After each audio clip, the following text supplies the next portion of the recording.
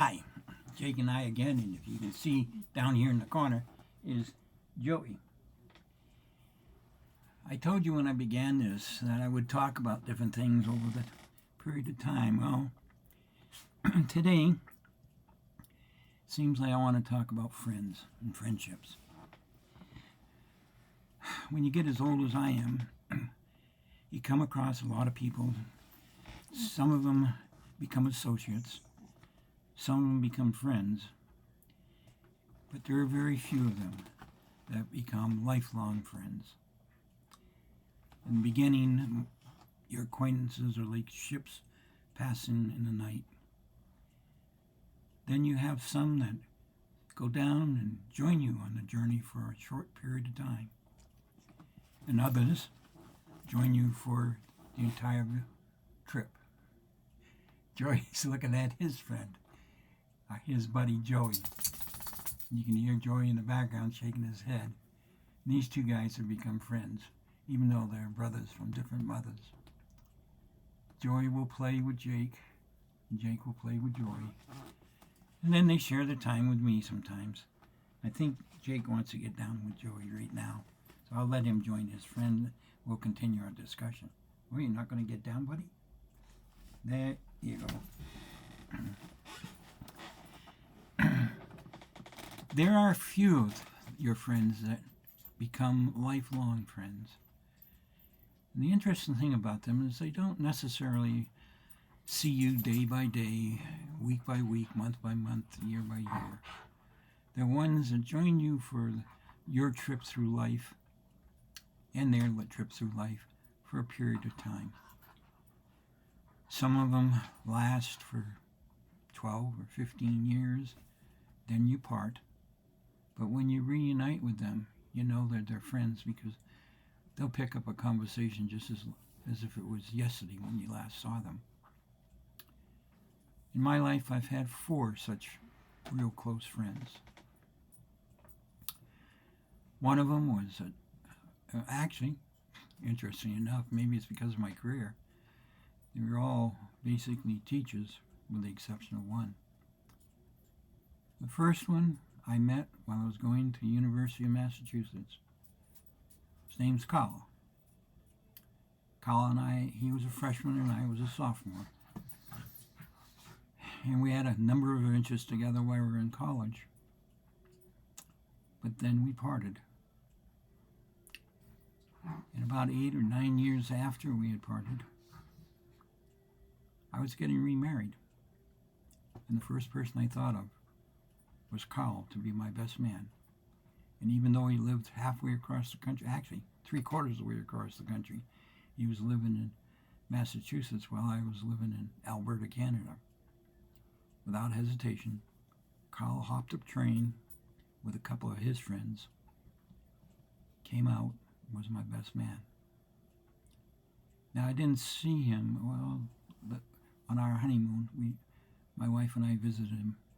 We had a funny adventure as we drove our car around a famous racetrack in upstate New York. Police weren't too happy, or the guards weren't too happy about it, but we accomplished the trip and had a few laughs about it. And then times passed, and about 10 years ago, Carl had retired along with me, and we met up in his new home. We had an evening and a day, took some pictures by the lighthouse near their home. And again, it was like we had never left. Now we meet on Facebook and exchange emails from time to time, and I still consider him my longest and best friend. Now I'm sure Carl has had other friends and other associates, and he may not feel the same, but it doesn't matter. He and I both know that our friendship will endure. My next friend was a biology teacher in the school in Manville, and I was the social studies, quote, phys ed teacher. He was from Washington and I was from Massachusetts. We both came to Canada and both got our Canadian citizenship. Though our worlds were different, we had similar experiences in our youth. We became lifelong friends. We loved to hunt together, enjoy sports together, and our first meeting, I introduced him to the folks of Manville by going to the pub. We spent most of the night, in fact, I think it was around 6 o'clock in the morning when we returned, and my wife and his wife weren't overly happy about that. But the funny thing is, while they were worrying about us, they were getting to know each other. And they became friends, and Joe and I became friends. And that lasted right up until the day he died, even though we were separated, and most of our communication was between me and his wife through Facebook and through email. Joe had some difficulties physically, and eventually it wore him down. My latest, or my last friend that I made, that I consider a lifelong friend, is when I arrived in Spirit River in 1977. And this, again, a social studies teacher and I became friends. I found out that he had once been the principal of the school, but had resigned because things just weren't working out for him at that level. He was a great teacher. In fact, his students still today can remember many of the things that he taught them. And he also was interested in his kids beyond the classroom. He got involved in their lives as a coach. He coached basketball and coached badminton and coached track and field very successfully at all those levels. When we hooked up, he became my assistant coach. We went to Australia together. We traveled throughout Alberta together. He came with me in all the various provincial championships we attended.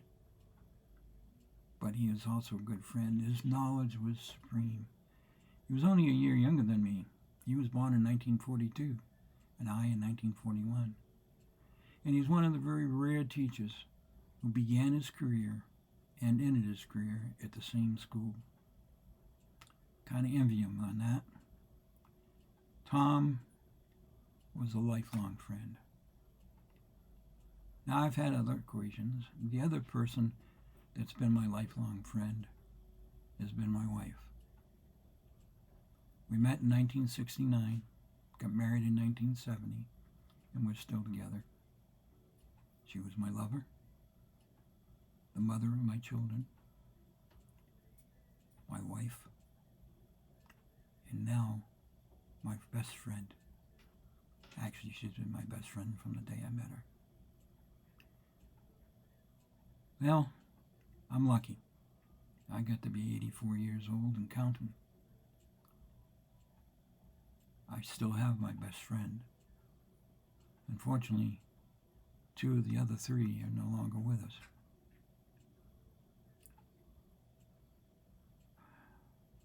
It's sad, but I can say I'm glad I knew them, and I'm glad I shared part of my journey, or they shared part of their journey with me.